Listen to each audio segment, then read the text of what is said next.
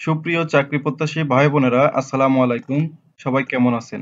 গণপ্রজাতন্ত্রী বাংলাদেশ সরকারের জনস্বাস্থ্য ইনস্টিটিউটে নতুন একটি নিয়োগ বিজ্ঞপ্তি হয়েছে গত 20 নভেম্বর 2025 খ্রিস্টাব্দে। সম্পূর্ণ ভিডিওটি দেখার আগে যারা আমার all jobs online BD YouTube চ্যানেলে নতুন, তারা অবশ্যই আমার ইউটিউব চ্যানেলটি সাবস্ক্রাইব করবেন এবং পাশে থাকা বেল আইকনটি অল করে দিবেন, যার ফলে নতুন নতুন ভিডিওগুলো সবার আগে দেখতে পারবেন এবং সেই অনুসারে আবেদনগুলো করে নিতে পারবেন। চলুন তাহলে দেরি না করে সম্পূর্ণ নিয়োগ বিজ্ঞপ্তিটি দেখি।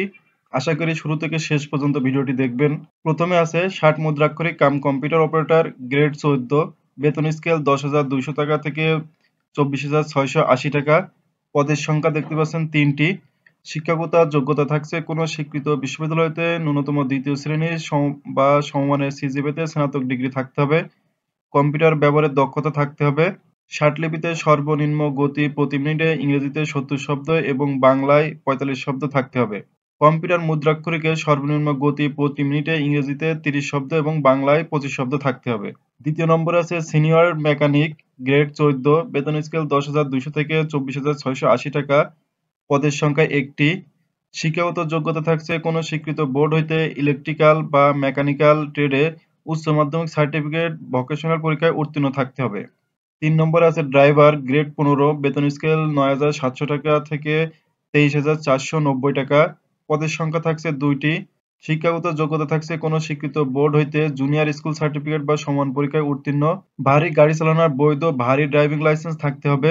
অভিজ্ঞতা সম্পন্ন চালকগণ অগ্রাধিকার পাবেন। 4 নম্বরে আছে লাইব্রেরিয়ান, গ্রেড 16, বেতন স্কেল 9,300 থেকে 22,490 টাকা। পদের সংখ্যা থাকছে 1টি।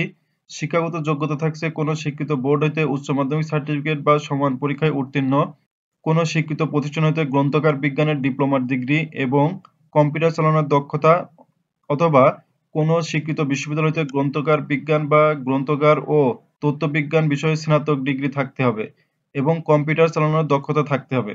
5 নম্বরে আছে অফিস সহকারী কাম কম্পিউটার মুদ্রাক্ষরিক, গ্রেড 16, বেতন স্কেল 9,300 থেকে 22,490 টাকা।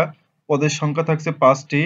শিক্ষাগত যোগ্যতা থাকছে কোনো স্বীকৃত বোর্ড হইতে উচ্চ মাধ্যমিক সার্টিফিকেট বা সমান পরীক্ষায় উত্তীর্ণ, কম্পিউটার ব্যবহারের দক্ষতা, কম্পিউটার টাইপের ক্ষেত্রে বাংলায় 20 শব্দ এবং ইংরেজিতে 20 শব্দ থাকতে হবে। 6 নম্বরে রয়েছে টেলিফোন অপারেটর, গ্রেড 16, বেতন স্কেল 9,300 থেকে 22,490 টাকা। পদের সংখ্যা থাকছে 2টি। শিক্ষাগত যোগ্যতা থাকছে কোনো স্বীকৃত বোর্ড হইতে উচ্চ মাধ্যমিক সার্টিফিকেট বা সমান পরীক্ষায় উত্তীর্ণ, কম্পিউটার চালানোর দক্ষতা থাকতে হবে।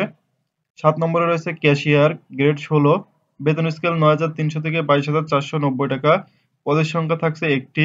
শিক্ষাগত যোগ্যতা থাকছে কোনো স্বীকৃত বোর্ড হইতে উচ্চ মাধ্যমিক সার্টিফিকেট বা সমান পরীক্ষায় উত্তীর্ণ এবং কম্পিউটার চালানোর দক্ষতা থাকতে হবে।